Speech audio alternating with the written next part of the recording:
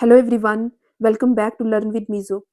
आज की इस वीडियो लेक्चर में हम जीडीपी, जीएनपी और पर कैपिटा इनकम के बारे में पढ़ेंगे और 30 एमसीक्यूज सॉल्व करेंगे विद एक्सप्लेनेशन के साथ।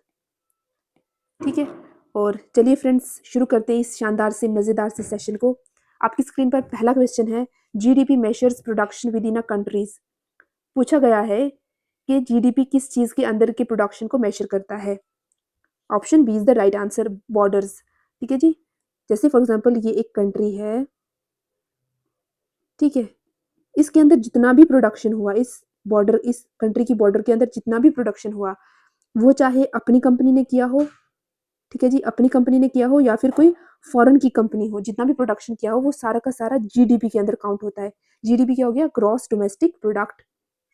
ग्रॉस डोमेस्टिक प्रोडक्ट प्रोडक्ट और within a time frame, यानी कि एक साल के अंदर जितना भी प्रोडक्शन एक कंट्री की बाउंड्री के अंदर किया गया है वो सारा का सारा जीडीपी के अंदर काउंट होता है।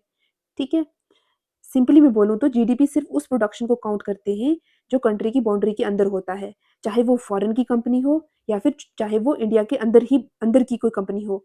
अगर इंडिया के अंदर प्रोडक्शन हुआ है उस चीज़ का तो हम उसे जीडीपी में काउंट करते हैं। ठीक है, ये हमारे पास क्वेश्चन नंबर 1।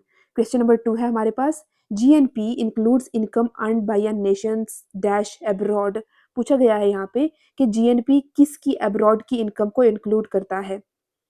किसकी अब्रॉड की इनकम को इंक्लूड करता है? रेजिडेंट्स की। रेजिडेंट्स जो बाहर कमाते हैं ना, जो रेजिडेंट्स क्या हो गए, जो इंडिया के लोग बाहर जाके विदेश में काम करते हैं।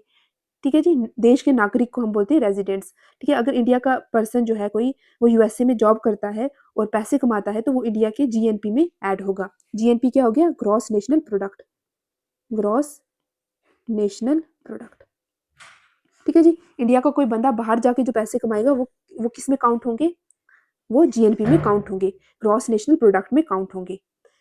नेक्स्ट हमारे पास क्वेश्चन नंबर 3। क्वेश्चन नंबर 3 हमारे पास, GNP equals GDP plus dash income from abroad. पूछा गया है यहाँ पे कि जीडीपी के साथ क्या करते हैं तो जीएनपी बन जाता है। क्या ऐड करेंगे तो जीएनपी बनेगा? मतलब GNP is equal to GDP plus क्या ऐड करेंगे यहाँ पे तो हमारे पास जीएनपी बनेगा। तो क्या ऐड करेंगे? Net income from abroad. Net income from abroad. ठीक है जी, फॉरेन से जो इनकम आई और फॉरेन को दी गई इनकम, इस सब को बोलते हैं हम नेट इनकम फ्रॉम अब्रॉड। ठीक है, option B is the right answer. Question number 4 है हमारे पास। क्वेश्चन नंबर 4 है हमारे पास, GDP divided by population gives GDP. GDP divided by population gives GDP, यानी कि जीडीपी को अगर हम पॉपुलेशन के साथ डिवाइड करेंगे तो इसका नतीजा क्या आएगा? ठीक है जी, तो क्या बनेगा ये? पर कैपिटा जीडीपी। जीडीपी, ठीक है, per capita GDP. Option C is the right answer. Option C is the right answer. Per capita का मतलब होता है पर पर्सन। पर पर्सन, ठीक है, इसका मतलब क्या हो गया कि हर एक आदमी के हिस्से में कितना जीडीपी आया है। ठीक है, इसका मतलब होता है कि हर एक आदमी के हिस्से हिस्से का जीडीपी कितना है, तो उसे हम बोलते हैं per capita GDP. Option C is the right answer. ठीक है, नेक्स्ट हमारे पास अगर हम से फॉर एग्जांपल अगर हम बोलते हैं 40 रुपए किसी कंट्री की जीडीपी है और 8 लोग वहां पे रहते हैं, तो पर कैपिटा कितना जीडीपी आएगा उसका? पर कैपिटा आएगा 8 के नाट 8 5 40, 5 रुपए। ठीक है, 5 जीडीपी आएगा हर हर एक बंदे के हिस्से में। ठीक है, इस तरह से हम इसको समझ सकते हैं।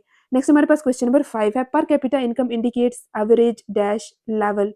पर कैपिटा इनकम का मतलब होता है कंट्री के लोगों की एवरेज इनकम लेवल। ठीक है जी, कंट्री के लोगों की average income level. So option B is the right answer. Option B is the right answer. Per capita income equal to average income. ठीक है, एक्सपोर्ट का मतलब होता है जो बाहर भेजा जाने वाला सामान जो होता है, प्राइस दाम को कहते हैं, और सेविंग्स जो हम बचत वगैरह करते हैं। ठीक है, ये तीनों की तीनों टर्म्स जो है यहाँ पे अलग है। नेक्स्ट हमारे पास क्वेश्चन नंबर 6। क्वेश्चन नंबर 6 है, GDP focuses on production by. ठीक है जी, क्वेश्चन पूछा गया है यहाँ पे कि जीडीपी किस बेसिस पर प्रोडक्शन को काउंट करता है। किस बेसिस पर करता है? ऑनरशिप के बेसिस पर, या लोकेशन के बेसिस पर, या ट्रेड के बेसिस पर, या फिर सेक्टर के बेसिस पर। Option B is the right answer, location के बेसिस पर। ठीक है, कहाँ प्रोडक्शन हुआ है, जीडीपी देखता है कि प्रोडक्शन किस कंट्री के अंदर हुआ है, तो उसके बेसिस पर हमें क्या है, हम क्या करते हैं, जीडीपी को काउंट करते हैं। ठीक है जी, B is the right answer, location location पे लोकेशन इसका सही आंसर है। नेक्स्ट हमारे पास क्वेश्चन नंबर 7। क्वेश्चन नंबर 7 है हमारे पास, GNP focuses on production by. ठीक है, GNP focuses on production by. ठीक है, जीएनपी ग्रॉस नेशनल प्रोडक्ट किस चीज पर फोकस करता है? किस चीज पर फोकस करता है? Option B is the right answer, ownership पे। ठीक है, जीएनपी देखता है कि प्रोडक्शन किस कंट्री के रेजिडेंट ने किया है, जैसे हमने अभी ऊपर ये क्वेश्चन देखा है डिटेल में। ठीक है, मार्केट को नहीं करेगा ये, मतलब इट्स डिफरेंट कॉन्सेप्ट, इंडस्ट्री भी नहीं होगी और जियोग्राफी भी नहीं होगी। सही हो, इसका आंसर होगा हमारे पास ओनरशिप। ठीक है, जीएनपी देखता है कि प्रोडक्शन किस कंट्री के रेजिडेंट्स ने किया है, तो उसके बेसिस पर हम जीएनपी काउंट करते हैं। ठीक है जी, नेक्स्ट है question number 8। Inflation adjustment converts nominal GDP into dash GDP. ठीक है, नॉमिनल जीडीपी मतलब क्वेश्चन क्या पूछा गया है हमारे पास कि इन्फ्लेशन एडजस्ट करने के बाद नॉमिनल जीडीपी क्या बन जाता है। इन्फ्लेशन एडजस्ट करने पर, इन्फ्लेशन का मतलब होता है महंगाई, महंगाई एडजस्ट करने के बाद जो नॉमिनल जीडीपी है वो क्या बन जाता है, कौन सा जीडीपी बन जाता है? तो हमारे पास क्या है इसका answer? Option B is the right answer, real GDP. कौन सा बनेगा? रियल, रियल जीडीपी बनेगा। ठीक है, इन्फ्लेशन को अगर हटा देंगे तो जो वैल्यू हमें मिलेगी तो उसे हम रियल जीडीपी कहते हैं। उसे क्या कहते हैं हम? Real GDP. ग्रॉस का मतलब होता है टोटल। ठीक है, ग्रॉस का मतलब होता है टोटल, तो ये नहीं होगा। नेट का मतलब होता है, नेट मतलब होता है कि मतलब जो कुछ कट करने के बाद, कुछ कट करने के बाद अगर हम किसी चीज को मतलब जोड़ेंगे तो उसको हम बोलेंगे नेट। ठीक है, option B is the right answer, real. अगर हम मैं इसका यहाँ पे लिखती हूँ क्वेश्चन नंबर 8 को, तो ये कुछ इस तरह से इजी लाइन में अगर हम लिखूँ तो नॉमिनल जीडीपी माइनस करेंगे इन्फ्लेशन को, माइनस इन्फ्लेशन को करेंगे तो हमारे पास जीडीपी आएगा, और ये जीडीपी कौन सा वाला होगा? रियल जीडीपी होगा, रियल जीडीपी होगा। ठीक है, नॉमिनल से जब हम इन्फ्लेशन हटाएंगे तो रियल जीडीपी आएगा आंसर। नेक्स्ट हमारे पास PPP stands for purchasing power dash. ठीक है जी, इसका पूछा गया है कि थर्ड पी का मतलब क्या है। ठीक है, थर्ड पी का मतलब होता है पैरिटी, परचेजिंग पावर पैरिटी। ठीक है, बराबरी, पैरिटी का मतलब होता है बराबरी। ठीक है, अगर हम बराबरी, ठीक है, प्राइस, दाम, पॉलिसी, बाकी चीजें अलग है। ठीक है जी, परचेजिंग पावर पैरिटी का मतलब क्या हो गया कि अलग अलग कंट्रीज की बाइंग पावर क्या है। ठीक है जी, अगर कोई चीज इंडिया में, मतलब अगर कोई चीज इंडिया में जिस रुपए में मतलब हमें मिल रही है, इंडिया में उस चीज का क्या है, मतलब वो कितने रुपए में मिल रही है। ठीक है जी, ये एक मतलब से फॉर एग्जांपल एक बास्केट मैंने ली है, इसमें मैंने कुछ जैसे ब्रेड रख दिया, मिल्क रख दिया, ठीक है, और बाकी चीज़ें रख दी। ठीक है, जैसे टूथपेस्ट रख दिया, ब्रश रख दिया, तो इस बास्केट का इंडिया के अंदर कितना, कितने रुपए में हमें ये वाली बास्केट गुड्स की मिलेगी। और कोई फॉरेन है, जैसे हमारे पास यहाँ पे हम अमेरिका की बात करते हैं। ठीक है, अमेरिका की बात करते हैं, तो इसमें इस अमेरिका के अंदर हमें इस बास्केट की जो कीमत होगी वो कितनी होगी, इसी को बोलते हैं हम परचेजिंग पावर पैरिटी। ठीक है जी, परचेजिंग पावर पैरिटी इसी को बोलते हैं। ठीक है जी, ठीक है, मतलब अलग अलग कंट्रीज की बाइंग पावर क्या है, तो उसको बोलते हैं हम परचेजिंग पावर पैरिटी। नेक्स्ट हमारे पास क्वेश्चन नंबर 10। क्वेश्चन नंबर 10 है हमारे पास, India's GDP data is released by. India का जो जीडीपी का डाटा है वो कौन रिलीज करता है, मतलब सरकार की तरफ से जीडीपी के नंबर कौन निकालता है? आरबीआई निकालता है, एनएसओ निकालता है, सेबी निकालता है, या फिर नीति आयोग निकालता है? So option B is the right answer, NSO, national statistical office. ये क्या है? National statistical, statistical office, office. ठीक है जी, नेशनल स्टैटिस्टिकल ऑफिस इंडिया का मेन स्टैटिस्टिकल बॉडी है ये। ठीक है, जो आंकड़े निकालता है, स्टैटिस्टिकल मतलब आंकड़े, नंबर्स जो निकालता है, बॉडी है। जो जीडीपी के आंकड़े भी यही निकालता है, एनएसओ ही निकालता है। कोई पॉपुलेशन का डेटा हो, ये और क्या क्या करता है यहाँ कुछ लिखते हैं, जीडीपी का डाटा यही निकालेगा, उसके बाद पॉपुलेशन का डाटा भी यही निकालेगा, उसके बाद हमारे पास कोई सर्वे होगा, सर्वे होगा तो वगैरह होगा तो उसका भी डेटा क्या होगा कि एनएसओ ही निकालेगा। ठीक है, अगर आरबीआई की बात करें, this is reserve bank of India, bank of India, it is reserve bank of India. तो ये क्या देखता है हमारे पास? ये देखता है किसके बारे में? मॉनेटरी पॉलिसी के बारे में, मॉनेटरी पॉलिसी के बारे में देखता है। ठीक है, जिसमें क्या क्या चीजें इंक्लूड होती है? इंटरेस्ट रेट, इंटरेस्ट रेट हो गया किसी बैंक का, इंटरेस्ट रेट हो गया, इन्फ्लेशन हो गया, इन्फ्लेशन हो गया। ठीक है, इन्फ्लेशन मतलब हमें रखनी है एक एडजस्टेड नंबर के अंदर, इंटरेस्ट रेट बैंक्स अपना लोन कितने रुपए में देंगे, कितने रुपए में लेंगे, रेपो, रिवर्स रेपो रेट, तो ये सारी बातें कौन देखता है? आरबीआई देखता है। ये क्या है? सेंट्रल बैंक है। नेक्स्ट है सेबी। सेबी होता है स्टॉक्स, ठीक है, स्टॉक्स के रिलेटेड होता है, स्टॉक मार्केट के रिलेटेड। स्टॉक मार्केट को कंट्रोल करने के लिए हमारे पास क्या है? सेबी है, ठीक है जी। और उसके बाद नीति आयोग। नीति आयोग क्या है? थिंक टैंक है, थिंक टैंक, थिंक टैंक है, ठीक है, जिसने किसको रिप्लेस किया था? प्लानिंग कमीशन को, प्लानिंग कमीशन को, ठीक है जी, जिसने प्लानिंग कमीशन को रिप्लेस किया था, उसकी जगह हमने नीति आयोग लाया, ठीक है। और ये इसका मेन फंक्शन क्या है? ये क्या करता है? ये पॉलिसी बनाता है और प्लानिंग करता है। प्लानिंग कमीशन की जगह हमने नीति आयोग आयोग का गठन किया, ठीक है फ्रेंड्स। ये रहे हमारे क्वेश्चन नंबर 10। नेक्स्ट हमारे पास question number 11। Global GDP statistics are widely published by the bank, by dash bank, Reserve Bank, World Bank, central bank या फिर फेडरल बैंक। क्वेश्चन पूछा गया है कि पूरे वर्ल्ड का जीडीपी डाटा कौन पब्लिश करता है? पूरे वर्ल्ड का, ग्लोबल मतलब पूरे वर्ल्ड का जीडीपी जो स्टैटिस्टिक्स है, जो डाटा है, वो कौन पब्लिश करता है? Option B is the right answer, World Bank करता है, ठीक है। रिजर्व बैंक क्या हो गया? ये सिर्फ अपनी किसी अपनी कंट्री के लिए होता है, ये ग्लोबली कुछ नहीं करता, ये ग्लोबली डाटा नहीं देता। वर्ल्ड बैंक जो होता है ना, ये वर्ल्ड बैंक पूरे वर्ल्ड की कंट्रीज का जो जीडीपी होता है, पॉवर्टी या फिर इनकम, ये सारी, इस सारे का डाटा जो है वो हमारे पास वर्ल्ड बैंक जो है वो पब्लिश करता है। सेंट्रल बैंक, ये भी कंट्री का अपना बैंक होता है, तो वर्ल्ड लेवल पर ये भी डाटा जो है हमारे पास पब्लिश नहीं करता। उसके बाद फेडरल बैंक, और ये किसी एक कंट्री का बैंक होता है, ये भी फेडरल बैंक जो होता है ये भी किसी एक कंट्री का बैंक होता है, तो ये भी नहीं करता। Option B is the right answer, ठीक है जी। ग्लोबल जीडीपी का डाटा कौन पब्लिश करता है? वर्ल्ड बैंक करता है। नेक्स्ट हमारे पास question number 12। IMF releases Global economic Outlook called World Economic. Question क्या है कि आईएमएफ हर साल एक रिपोर्ट निकालता है जिससे वर्ल्ड इकोनॉमी का फ्यूचर, मतलब हमें पता चलता है कि वर्ल्ड इकोनॉमी किसकी तरफ जा रही है। और यहाँ पे आपको इस जो ये वाली, मतलब ये जो चीज़ है, इस रिपोर्ट का नाम पूछा गया है, ठीक है जी। और IMF release global economic outlook, जिसको कहते हैं world economic outlook, outlook. Option B is the right answer, world economic outlook, ठीक है। ये एक रिपोर्ट का नाम है, वर्ल्ड इकोनॉमिक आउटलुक क्या है? रिपोर्ट का नाम है, जो कौन रिलीज करता है? आईएमएफ रिलीज करता है, ठीक है। जिसके अंदर क्या पता चलता है कि कंट्री की इकोनॉमी, जो कंट्रीज है ना, कंट्रीज की इकोनॉमी का फ्यूचर पता चलता है कि किस हिसाब से कोई कंट्री ग्रो करेगी, पहले ही पता चल जाता है। वर्ल्ड इकोनॉमिक आउटलुक, ये याद रखना कि ये भी पूछा जा सकता है आपसे कि वर्ल्ड इकोनॉमिक आउटलुक जो रिपोर्ट है वो कौन रिलीज करता है, तो आपको पता होना चाहिए कि वो आईएमएफ रिलीज करता है, ठीक है। इस तरह से भी क्वेश्चन पूछा जा सकता है। नेक्स्ट हमारे पास जीडीपी एक्सक्लूड्स डैश गुड्स।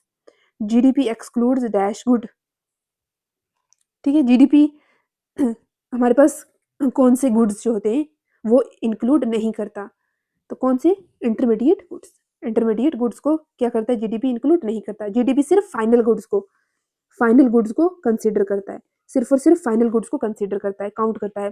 जो चीज़ दूसरे चीज़ बनाने के लिए यूज होती है, जैसे रॉ मटेरियल हो गया, तो जीडीपी में ये चीज़ें काउंट नहीं होती हैं, ठीक है जी। इंटरमीडिएट गुड गुड का मतलब क्या हो गया? जैसे मैंने अभी आपको बताया, रॉ मटेरियल, जैसे फ्लोर होता है, आटा, उससे रोटी बनती है, तो रोटी काउंट होगी लेकिन आटा काउंट नहीं होगा। अगर किसी रेस्टोरेंट में रोटी बिक रही है तो रोटी की कीमत ही जो है वो जीडीपी में काउंट होगी, आटे की नहीं होगी। सो जीडीपी इंटरमीडिएट गुड्स को एक्सक्लूड करता है ताकि डबल काउंटिंग को क्या कर सके? डबल काउंटिंग को हटा सकें, डबल काउंटिंग ना हो, to avoid avoid double counting, double counting, ठीक है। डबल काउंटिंग को हटाने के लिए हमारे पास क्या है? जीडीपी है, हटाने के लिए हम जीडीपी का यूज करते हैं, ठीक है। इसलिए इंटरमीडिएट गुड्स को हम इंक्लूड नहीं करते ताकि डबल काउंटिंग को प्रिवेंट किया जा सके, ठीक है जी। अगर हम बाकी टर्म्स की बात करें, इंपोर्टेड क्या हो गया? जो बाहर से आने वाला सामान है, ठीक है।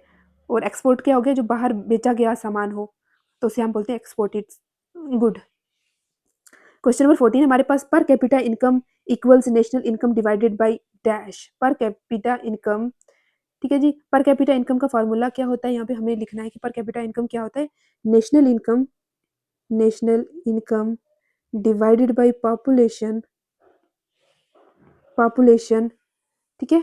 तो टोटल इनकम, ठीक है, टोटल इनकम को लोगों की टोटल संख्या से डिवाइड करना, मतलब टोटल जो हमारे पास क्या है, लोगों की इनकम, नेशनल इनकम मतलब टोटल इनकम, उसको लोगों की संख्या यानी पॉपुलेशन से डिवाइड करना। तो option B is the right answer. ठीक है जी, पर कैपिटा इक्वल टू किसके बराबर होता है, national income divided by population. ठीक है जी, पर कैपिटा बराबर होता है national income divided by population की। ठीक है, option B is the right answer. Option B is the right answer. ठीक है जी, पर कैपिटा इनकम हर आदमी की एवरेज इनकम को इंक्लूड करता है। नेक्स्ट है question number 15, GDP does not measures income dash, GDP does not measure income dash. GDP क्या करता है, यहाँ जीडीपी का पूछा गया है कि किस चीज को, किस इनकम को इंक्लूड नहीं करता, नॉट पूछा गया किस किस इनकम को इंक्लूड नहीं करता। सिर्फ अगर हम मैं थोड़ा समझाऊं आपको, तो जीडीपी टोटल प्रोडक्शन और इनकम बताता है, लेकिन ये नहीं बताता कि इनकम बराबर बनी या कैसे बनी। ठीक है, इसके बारे में हमें नहीं बताता। तो किसके बारे में नहीं बताता, इक्वालिटी के बारे में नहीं बताता। जीडीपी ये नहीं बताता कि अमीर और गरीब के बीच में इनकम बराबर है या नहीं है। तो मतलब एक आइडिया हो जाता है कि इतनी इनकम है, लेकिन अब ये पता नहीं है कि अमीर और गरीब के बीच में इनकम नहीं है। जैसे मैंने पहले निकाला था एक, क्या 8 रुपए हर एक बंदे के हिस्से में आ रहे थे, तो जो नहीं कमा रहा था तो उसके हिस्से में जब मैंने जीडीपी काउंट किया तो हमें लगा कि 8 रुपए उसके हिस्से में आ रहे, लेकिन असलियत में उसके हिस्से में कुछ नहीं आ रहा था। तो इससे ये पता चलता है कि अमीर और गरीब के बीच में जो इनकम है वो कितनी है, इसके बारे में भी पता नहीं चलता है। ठीक है, option A is the right answer. Next हमारे पास क्वेश्चन नंबर 16। क्वेश्चन नंबर 16 है, consider the following statement regarding GDP data in India. ठीक है जी, जीडीपी डेटा इन इंडिया के बारे में हमें ये कुछ स्टेटमेंट्स हैं वो देखनी है। The national statistical office NSO compiles GDP estimate. NSO compile करता है जीडीपी के एस्टीमेट को, मतलब एनएसओ जो है जीडीपी के नंबर बताता है, ये बिल्कुल सही टर्म है। नेक्स्ट है हमारे पास question number 2, NSO functions under the Ministry of Statistics and Programme Implementation. ठीक है, एनएसओ जो है नेशनल स्टैटिस्टिकल ऑफिस जो होता है वो किस मिनिस्ट्री के अंदर, मिनिस्ट्री ऑफ स्टैटिस्टिक और प्रोग्राम इम्प्लीमेंटेशन के अंडर फंक्शन करता है। तो ये जो ऑप्शन है ये भी सही है। RBI officially release India GDP figure, तो ये बात सही नहीं है। ठीक है, आरबीआई ऑफिशियली रिलीज नहीं करता जीडीपी। आरबीआई का काम है बैंकिंग और मॉनेटरी पॉलिसी को देखना, जीडीपी रिलीज करना आरबीआई का काम नहीं है। ठीक है जी, आरबीआई सिर्फ अपनी रिपोर्ट्स बताता है, तो जीडीपी का काम किसका, रिलीज करने का, एनएसओ का काम है। एनएसओ जो है वो रिलीज करता है। सो अगर 1 एंड 2 सही है तो option A is the right answer. ठीक है, थर्ड यहाँ से अगर हम हटा देते हैं थर्ड ऑप्शन तो हमारे पास ए ऑप्शन ही बचेगा। Option A is the right answer. Next हमारे पास क्वेश्चन नंबर 17 है, the international monetary fund IMF publishes global economic growth projection. ठीक है, क्या पूछा गया है कि आईएमएफ पब्लिश करता है ग्लोबल इकोनॉमिक ग्रोथ प्रोजेक्शन को, यानी आईएमएफ दुनिया की इकोनॉमी का फ्यूचर बताता है। ये बात सही है, ऑप्शन ए इज राइट। अगर ऑप्शन ए सही है तो we left with 3 options. The world economic outlook is released by IMF, सही है, अभी हमने पढ़ा ऊपर। ठीक है जी, वर्ल्ड इकोनॉमिक आउटलुक जो है वो आईएमएफ के द्वारा रिलीज किया जाता है। ये क्या है कि आईएमएफ हर साल एक रिपोर्ट निकालता है जिसका नाम हमारे पास है वर्ल्ड इकोनॉमिक आउटलुक, जैसे हमने ऊपर भी देखा। थर्ड ऑप्शन है हमारे पास, the report provided standard GDP data for cross country comparison. ठीक है, ये भी सही है। ठीक है, उसमें हम जीडीपी को भी देखते हैं, ये भी हम देख चुके हैं। तो 1, 2 and 3 is the right answer. All options are correct. ठीक है जी, नेक्स्ट हमारे पास क्वेश्चन नंबर 18 है, इन 2025 India's estimated nominal GDP is approximately. India की इकोनॉमी के साइज जो 2025 में लगभग कितना होगा, मतलब कितना हो गया है, मतलब अगर हम देखें तो लगभग $4 ट्रिलियन। 4 ट्रिलियन यूएस डॉलर जो है हमारे पास इंडिया की इकोनॉमी का साइज, इंडिया की जीडीपी का साइज हो गया है। ठीक है, ये आप याद रखना, $4 ट्रिलियन। आपसे ये फैक्चुअल बेस्ड क्वेश्चन पूछा जा सकता है। नेक्स्ट हमारे पास क्वेश्चन नंबर 19 है हमारे पास, India's real GDP growth rate for 5 year for the year 2024 to 25 is estimated to be around, कितना है 2024-25 में इंडिया का जीडीपी ग्रोथ रेट लगभग 6.5%। इट्स मोस्ट इंपॉर्टेंट क्वेश्चन, बहुत बार एग्जाम में पूछा गया है। तो इतना ज़्यादा नहीं हो सकता, 9.8 है ना, तो इंडिया का रियल जीडीपी ग्रोथ रेट कितना है, 6.5। ठीक है, रियल जीडीपी ग्रोथ रेट का मतलब क्या होता है कि इन्फ्लेशन हटाकर जो एक्चुअल ग्रोथ है वो कितनी है। ठीक है, इन्फ्लेशन को हटा के, इन्फ्लेशन को हटा के जो रियल ग्रोथ कितनी है, ठीक है जी, रियल ग्रोथ कितनी है, वो एक्चुअल ग्रोथ कितनी है, तो उसे हम बोलते हैं रियल जीडीपी ग्रोथ, जहाँ पे इन्फ्लेशन को काउंट नहीं किया जाए। Next question number 20। Question number 20 हमारे पास, gross national product refers to. GNP refers to, क्या होता है जीएनपी का मतलब क्या होता है? GNP total production within geographical boundaries of a country. अभी मैंने आपको इंडिया का मैप बना के दिखाया, तो ये डेफिनेशन किस पे सूटेबल है? ये जीडीपी की डेफिनेशन यहाँ पे दी गई है। जीडीपी की डेफिनेशन यहाँ पे इस ऑप्शन में दी गई है। Next, total income earn by residents of a country irrespective of location. Absolutely right है ना। ग्रॉस नेशनल प्रोडक्ट किसके बराबर होता है? जो total income income earn by residents of a country, ये जीएनपी की करेक्ट डेफिनेशन है। ये याद रखना, ये आपसे पूछी जा सकती है। जो रेजिडेंट्स जो है इंडिया के, वो कमा रहे इरिस्पेक्टिव है, वो कहीं से भी कमा रहे, तो वो जीएनपी में काउंट होता है। नेक्स्ट हमारे पास ऑप्शन सी है, government expenditure in an economy. नहीं, ये नहीं है। और total export of a country, ये भी नहीं है। तो करेक्ट आंसर क्या है? Total income earn by residents of a country irrespective of location. ठीक है, रेजिडेंट की इनकम मतलब इंडिया प्लस फॉरेन दोनों जगह पे रेजिडेंट की जो इनकम होगी उसे हम जीएनपी बोलेंगे, उसे हम जीएनपी बोलेंगे।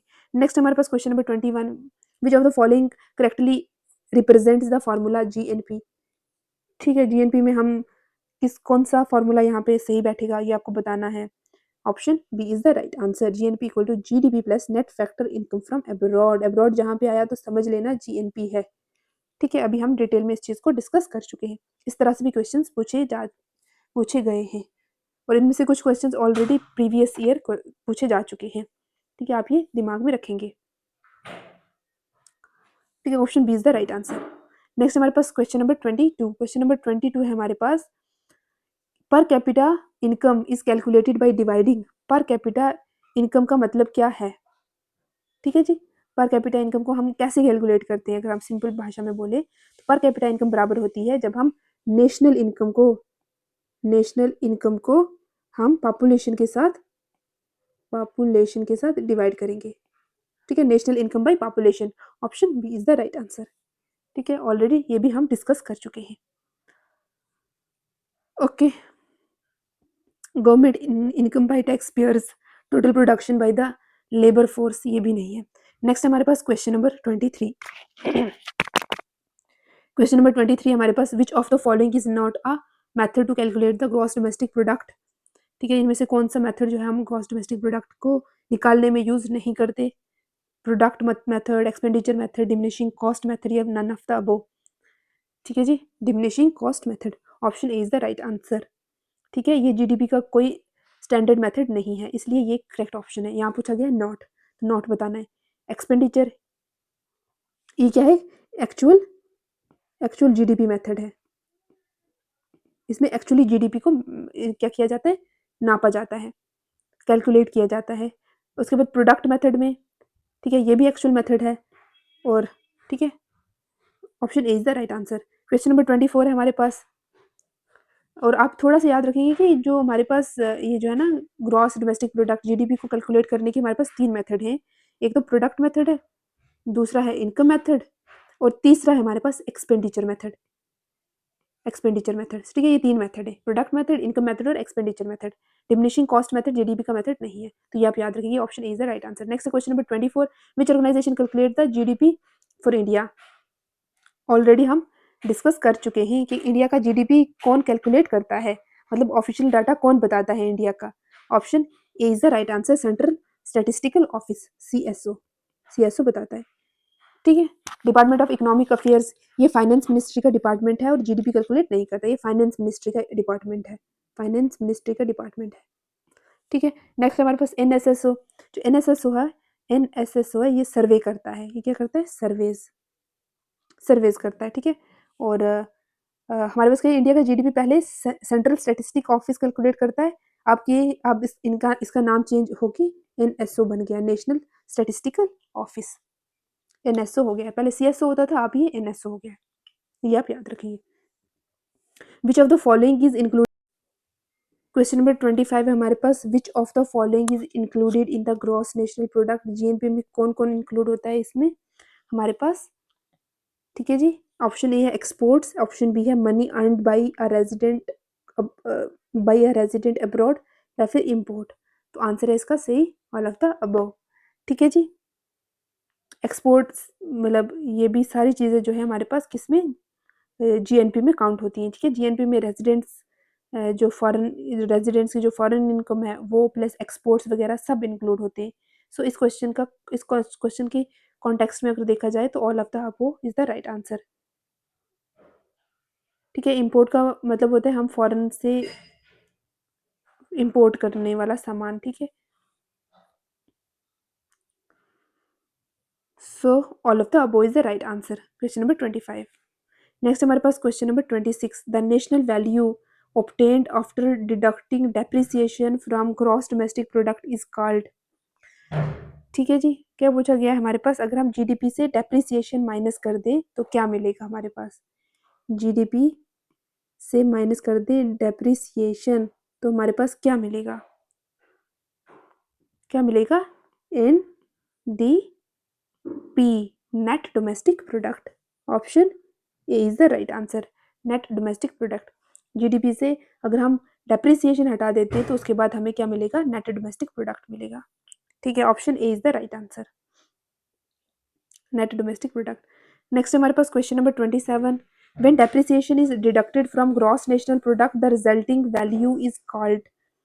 ठीक है, अगर हम जीएनपी से डेप्रिसिएशन माइनस कर देंगे तो क्या मिलेगा, when depreciation is deducted from the gross national product. अब वहाँ ग्रॉस डोमेस्टिक प्रोडक्ट था, यहाँ पे ग्रॉस नेशनल प्रोडक्ट है, तो रिजल्ट क्या आएगा इसका, जीएनपी से अगर हम डेप्रिसिएशन माइनस करेंगे तो क्या आएगा, एनएनपी आएगा, एनएनपी आएगा, क्या आएगा, एनएनपी आएगा, नेट नेशनल प्रोडक्ट आएगा। Option B is the right answer, net national product आएगा सही आंसर इसका। ठीक है, क्वेश्चन नंबर 27। क्वेश्चन नंबर 28 है हमारे पास, the average income of a country is known as. Average income किसी कंट्री की, average income of a country का मतलब क्या होता है। ठीक है जी, हर आदमी की एवरेज इनकम कितनी है। ठीक है, इनकम जहां भी होगा उसको टिक करना है, पर कैपिटा इनकम। ठीक है जी, पर पर्सन की इनकम कितनी है उसको हम बोलते हैं average income of a country, per capita income, per capita income. Option B is the right answer. ठीक है जी, इसको इकोनॉमिक्स में हम क्या बोलते हैं, पर कैपिटा इनकम। हर आदमी की एवरेज इनकम कितनी है उसे हम इकोनॉमिक्स टर्म में बोलते हैं पर कैपिटा इनकम। ठीक है, रियल इनकम, ठीक है, ये पूरे देश की टोटल रियल इनकम होती है तो एवरेज नहीं होती है। अगर डिस्पोजेबल इनकम की बात करें, ये वो इनकम होती है जो टैक्स के बाद लोगों के पास आती है। ठीक है, टैक्स के बाद की इनकम जो है, टैक्स के बाद की इनकम को हम बोलते हैं disposable income.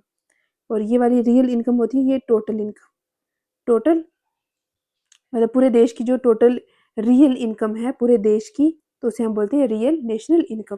Per capita income जो है, जो एक इंसान जो है वो कितना कमाता है उसे बोलते हैं पर कैपिटा इनकम इकोनॉमिक्स की टर्म में।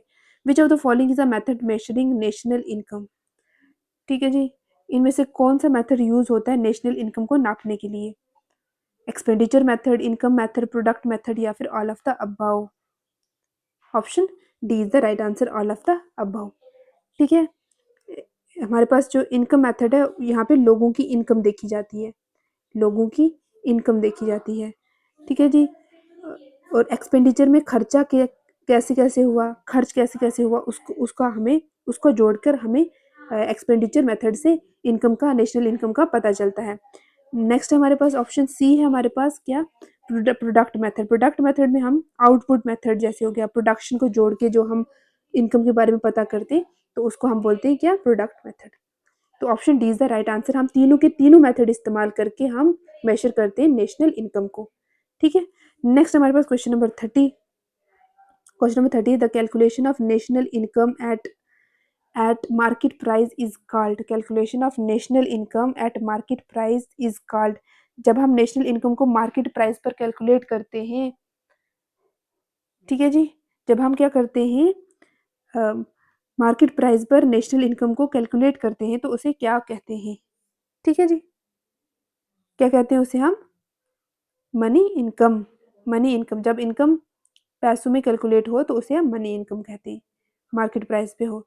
ठीक है, जब हम नेशनल इनकम को मार्केट प्राइस पर कैलकुलेट करते हैं मतलब पर्सन पैसों में मतलब में मेजर करते हैं, तो पैसों में अगर मेजर करते हैं तो हम उसे क्या बोलते हैं, मनी इनकम बोलते हैं। ठीक है, ये थे हमारे पास 30 क्वेश्चंस। दोस्तों आज के सेशन के लिए इतना ही। अगर आपको आज का वीडियो अच्छा लगा हो और कुछ नया सीखने को मिला हो तो वीडियो को लाइक ज़रूर करें, अपने दोस्तों के साथ शेयर करें और लर्न विद मीज़ो चैनल को सब्सक्राइब करना ना भूलें। ऐसे ही इन्फॉर्मेटिव और एग्ज़ाम ओरिएंटेड लेक्चर्स के लिए चैनल से जुड़े रहिए। Keep watching, keep learning. अपना ख्याल रखिए।